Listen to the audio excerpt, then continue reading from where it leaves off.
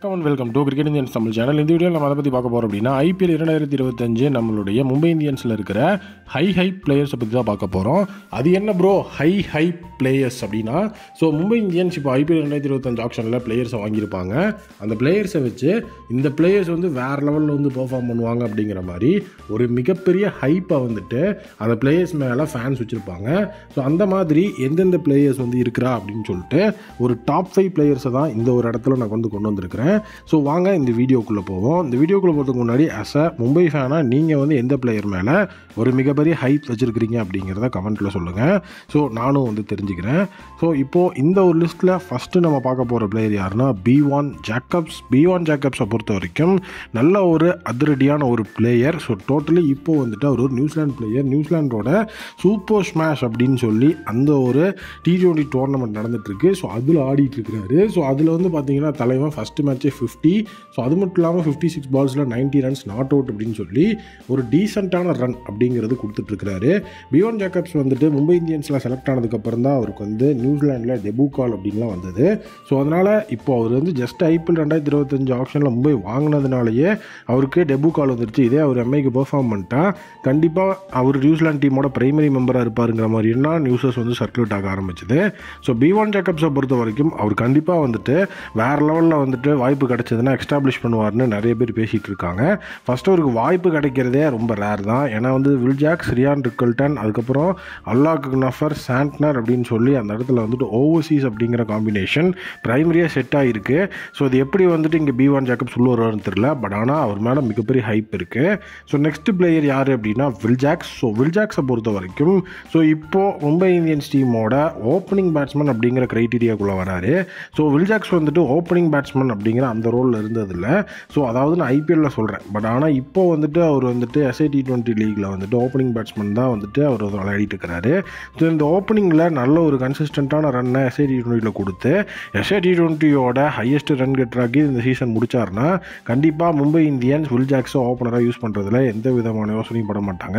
ஏன்னா இப்போ வந்து பார்த்தீங்கன்னா ரியான் ரிக்கல்டனா வில் ஜாக்ஸா அப்படிங்கிற மாதிரி காம்பினேஷனில் தான் ஒரு குழப்பத்தில் மும்பை டீம் இருக்குது. பட் ஆனால் வந்துட்டு ஹைப் அப்படிங்கிறது வில் ஜாக்ஸ் மேலே தான் வச்சுருக்கிறாங்க. ஏன்னா இது ஹைப்புக்கு முக்கியமான காரணம் இவங்க ஆக்ஷனில் வில் ஜாக்ஸை வாங்கணுன்னே RCBயோட ஆக்ஷன் டேபிளுக்கு எந்திரிச்சு போய் கை கொடுத்துட்டு வந்தது தான். ஸோ அந்த அளவுக்கு வந்து ஒரு சம்பவம் பண்ணதோடையே வில் ஜாக்ஸோட ஹைப் அப்படிங்கிறது வேறு லெவலுக்கு போயிடுச்சு. ஸோ அதுக்கப்புறம் ஒரு டவுன்ஃபால் ஆச்சு. அவர் வந்து சாம்பியன்ஸ் ட்ராஃபிக்கெலாம் செலக்ட் ஆகலை. இங்கிலாண்டோட எந்த ஒரு ஆல் ஃபார்மட் ஸ்குவாட்லேயும் இல்லைன்னு. பட் ஆனால் SA T20 லீகில் ஓப்பனிங் பேட்ஸ்மேனாக கிளம்பி வேறு லெவலில் சூப்பராக பெர்ஃபார்ம் பண்ணிட்டுருக்காரு. ஏன்னா இங்கிலாந்து ஸ்குவாடில் இருந்திருந்தால் கூட அவர் ஓப்பனிங் பேட்ஸ்மேனாக வந்திருக்க மாட்டார். SA T20யில் டாப் ஆர்டர் பேட்ஸ்மேனாக இருக்கிறாரு. ஸோ அதனால் ஒரு பெரிய ஹைப் இவர் மேலே இருக்குது. ஸோ ப்ரைமரிலி கண்டிப்பாக 90% இவர் தான். எம்ஐக்கு ரோஹித் சர்மாவோட ஓப்பனிங் விளாடுவார். கண்டிப்பாக அந்த ஹைப்புக்கு ஏற்ற மாதிரி பெர்ஃபார்மன்ஸை கொடுக்கணும் அப்படிங்கிறது தான் என்னோட ஒப்பீனியனும் கூட. ஸோ நெக்ஸ்ட் யாருன்னா அல்லாஹ் கக்னாஃபர். ஸோ டோட்டலி வந்துட்டு ஓவர்சீஸ் ஸ்பின் பவுலர். ஸோ ஆப்கானிஸ்தானோட டீமை சேர்ந்த ஸ்பின்னர். ஸோ இவர் வந்து இப்போ வந்து சாம்பியன்ஸ் ட்ராஃபி 2025 ஸ்குவாடுக்கு செலக்ட் ஆகிருக்கிறாரு.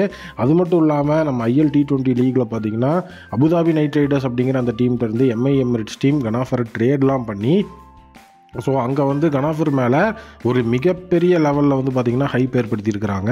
ஸோ இப்போ தான் வந்துட்டு கனாஃபர் கொஞ்சம் கொஞ்சமாக வந்துட்டு மும்பை இந்தியன்ஸோட சைடுக்குள்ளே வந்துட்டுருக்கிறாரு, ஃபார்முக்குள்ளேயே வந்துட்டுருக்கிறார். ஸோ தொடர்ந்து எல்லா மேட்சும் 2 விக்கெட் 3 விக்கெட் எடுக்கிறாருங்கிற மாதிரிலாம் இல்லை. இப்போ தான் விக்கெட் லிஸ்ட்லேருந்து 1 விக்கெட் எடுக்க ஆரம்பிச்சிருக்கிறாரு. பட் இந்த லெவல்லையே அவர் ஒரு மிஸ்ட்ரி ஸ்பின்னர். வேறு லெவலில் வந்துட்டு மும்பை இந்தியன்ஸ் டீமோட ஸ்பின் அட்டாக்கே அவர் தான் தூக்கி நிறுத்த போகிறாரு அப்படிங்கிற மாதிரியான பேச்செல்லாம் அடிக்க ஆரம்பிச்சிருச்சு. ஸோ கண்டிப்பாக வந்துட்டு அல்லாஹ் கனாஃபர் சாண்ட்னரோட சேர்ந்து ஸோ அந்த இடத்துல ஒரு மிகப்பெரிய ஸ்பின் அட்டாக்கை வந்து உருவாக்குவார் அப்படிங்கிற மாதிரியும் அந்த இடத்துல வந்துட்டு சாண்ட்னரையும் இந்த ஹைப்குள்ளே கொண்டு வந்திருக்கிறாங்க. ஏன்னா வந்து ஸ்பின் அப்படிங்கிற அந்த ஒரு விஷயம் வந்து பெரிய லெவலில் மும்பைக்கு ஒர்க் ஆகவே இல்லை. ஸ்பின் வீக்காகவே தான் இருந்துட்டு இருந்தது. சாண்ட்னர் கனாஃபர் 2 பேருமே வந்துட்டு ஒன்று சேரும்போது எம்ஐயோட ஸ்பின் அட்டாக் செமையாக மாறுங்கிற ஒரு ஹைப் இருக்குது. ஸோ அது ரொம்ப முக்கியமாக வந்துட்டு எல்லாருமே சொல்லிட்டு இருக்கிற விஷயம். அதையும் நம்ம பார்க்கணும். நெக்ஸ்ட்டு 5th பிளேயர் யார் அப்படின்னு பார்த்தீங்கன்னா தீபக் சகர். ஏன் தீபக் சகர்னா இந்த இடத்துல ட்ரெண்ட் போல்ட் வைக்காமல் தீபக் சகர் வச்ச ரீசன் என்ன அப்படின்னு பார்த்தீங்கன்னா ஸோ தீபக் சகர் பவர் பிளே பவுலர். அது மட்டும் இல்லாமல் பும்ரா, போல்ட், சகர் அப்படின்னு எல்லாருமே வந்துட்டு இந்த ஒரு ட்ரியோவை பற்றியே தான் பேசிகிட்டு இருக்காங்க. ஆல்ரெடி பும்ரா, போல்ட் வந்து பார்த்தாச்சு மும்பை இந்தியன்ஸ் கலர்ஸில் அவங்க எப்படி பெர்ஃபார்ம் பண்ணுறாங்கன்னு. பட் சகரை தான் இன்னும் பார்க்கல. ஸோ ரீசெண்டாக வந்துட்டு சகர் டொமஸ்டிக்கில் 14 பாலுக்கு 31, 36ன்னு அந்தளவுக்கு வந்து பேட்டிங் டிஸ்பிளேவும் காமிச்சிட்டு இருக்கிறாரு. தொடர்ந்து இதே மாதிரி பேட்டிங் பவுலிங்னு ஒரு பெர்ஃபார்ம் பண்ணாலும் ஐபிஎல்லில் பவர் பிளே பவுலிங் அப்படிங்கிறது ட்ரெண்ட் போல்ட் அண்ட் தீபக் சகர் கையில் தான் இருக்குது. பவர் பிளேயில் அவங்க வந்து எந்த அளவுக்கு எஃபெக்டிவாக இருக்கிறாங்க அப்படிங்கிற விஷயம் இப்போது சஹரோட பவுலிங் மேலே ஒரு மிகப்பெரிய ஹைப்பை கிரியேட் பண்ணியிருக்கு. ஸோ கண்டிப்பாக வந்துட்டு தீபக் சஹர் ஒரு பெரிய பவர் பிளே பவுலர், அதில் எந்த விதமான டவுட்டும் கிடையாது. ஸோ அவர் தான் பார்த்தீங்க அப்படின்னா சிஎஸ்கேவோட பவர் பிளே பவுலராக இருந்திருக்கிறாரு. ஸோ இந்த தடவை மும்பைக்கும் அதே மாதிரி ஒரு பர்ஃபார்மன்ஸை கொடுத்து அந்த ஹைப்பை காப்பாற்றுவாரான்னு வெயிட் பண்ணி தான் பார்க்கணும். உங்களோட ஒப்பீனியனில் நீங்கள் மும்பை இந்தியன்ஸில் எந்த பிளேயர் மேலே மிகப்பெரிய ஹைப்பாக இருக்கீங்க அப்படிங்கிறத கமெண்ட்டில் சொல்லுங்கள். மீண்டும் ஒரு புதிய வீடியோ மீட் பண்ணுறேன். Thank you, take care and bye bye.